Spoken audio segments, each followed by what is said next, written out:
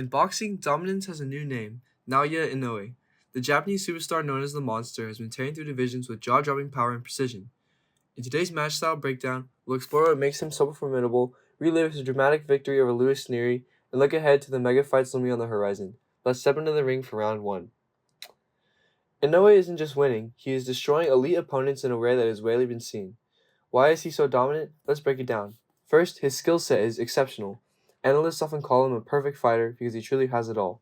Explosive offense, smart defense, impeccable footwork, balance, and knockout power.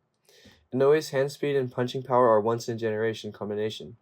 Most fighters have one or the other, but Inoue wields both with scary effectiveness. He can unleash short, compact punches with shocking force, often ending fights with a single shot that opponents see coming but still can't withstand. His boxing IQ is equally impressive. He switches seamlessly between styles and adjusts his guard to lure opponents in and counterpunch. He'll invite a swing, then bam, intercept with a perfectly timed shot. His ability to set traps and exploit openings make him a cerebral tactician, even amid blazing offense. And don't overlook his body punching and combination work. He rips brutal hooks to the liver and strings together crisp combos that break opponents down systematically. Stamina and focus, he's got those too. He maintains high speed and power even in later rounds, and he stays calm and focused under pressure. In fact, his mental toughness was on full display on the fight we're about to dissect. Through all the hype, he remains ice-cold and determined. A champion who thrives on challenges. It's this blend of physical gifts, technique, and mentality that has propelled Inoue to a perfect record of 32-0 with 27 KOs across 4 weight classes. He's already become an undisputed champion in 2 divisions, bantamweight and super bantamweight, only one of 3 fighters ever to do that in the 4-belt era. In short, he is dominating boxing because he can do everything at an elite level, and do it with ferocity and finesse in equal measure. His most recent fight against Nery had fans at the edge of their seats. Going in, Nery was a former champion at 118 and 122 pounds, a powerful Mexican southpaw nicknamed Pantera the Panther, known for his own knockout prowess. Still, many saw him as 10-1 underdog against Inoue. The bout took place at a packed crowd of about 50,000 at the Tokyo Dome in Japan, and it delivered a high drama from the opening bell. Ding! In round 1, shock struck. Nery did the unthinkable and dropped Inoue to the canvas. It was a heavy left hook near the end of the round, the first time he has ever been knocked down in his pro career. The stadium fell silent in disbelief. The monster, unbeatable, suddenly looked human.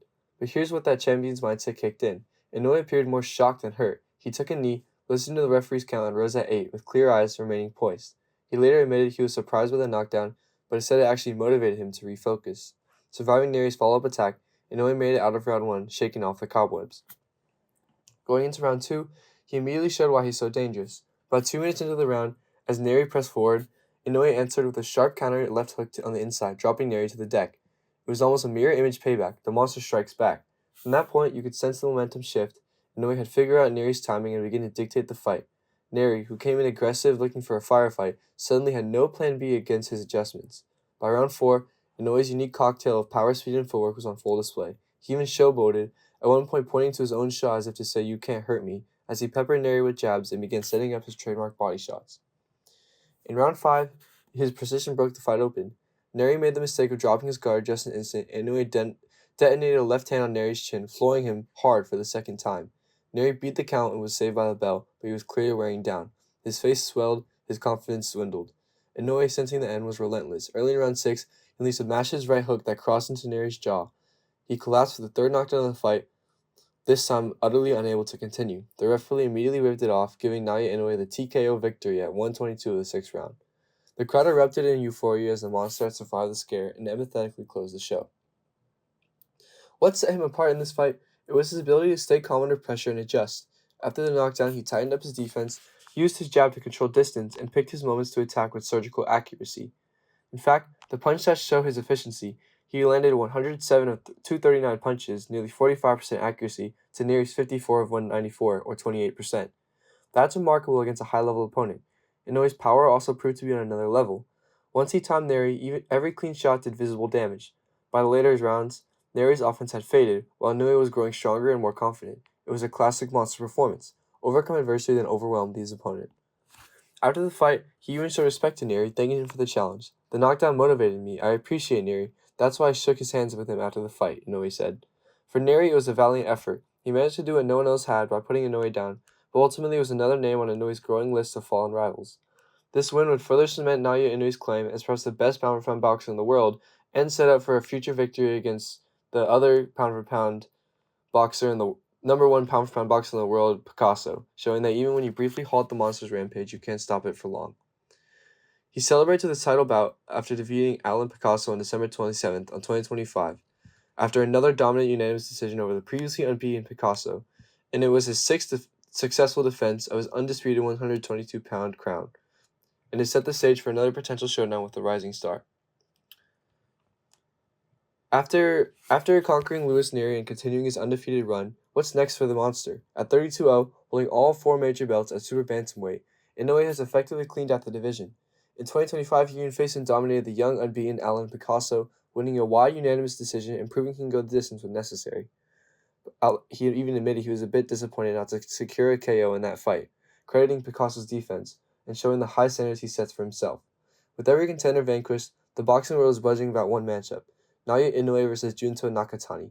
Who is Nakatani? He's another Japanese phenom, 27 years old, talented, also undefeated with a 32-0 record and a world title pedigree.